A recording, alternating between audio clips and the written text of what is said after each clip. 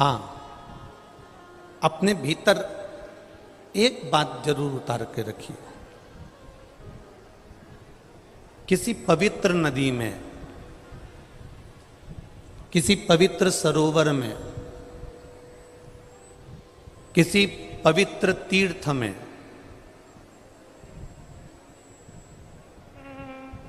किसी पवित्र स्थान पर जब हम जाएं तो वहां किसी भी तरह की गंदगी ना करें। स्नान कर रहे हो, वस्त्र घाट पर ना छोड़ें।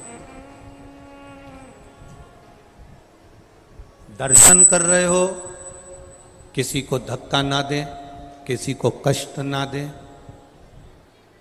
अगर हम भगवान का दर्शन करने के लिए गए हैं, महाकाल बाबा का दर्शन करने के लिए गए हैं, वैद्यनाथ जी का दर्शन करने के लिए गए हैं, मल्लिकार्जुन भगवान का दर्शन करने के लिए गए हैं, हम श्याम जी का, खाटू श्याम जी का दर्शन करने गए, सालासर जी दर्शन करने गए, जीण माता का दर्शन करने के लिए गए, ब्रह्मा जी का दर्शन करने के लिए यदि हम गए और हम वहाँ पहुँचकर यदि किसी को धक्का दे रहे हैं, किसी को कष्ट दे रहे हैं और फिर हम दर्शन कर रहे हैं, तो फिर उसकी कोई मूलता नहीं है।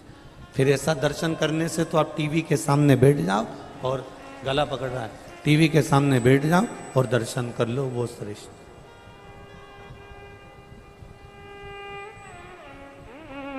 कष्ट देकर दर्शन मूल नहीं है। हम किसी तीर्थ में जा रहे हैं, कितना सुंदर कहा है, जरा ध्यान दीजिएगा।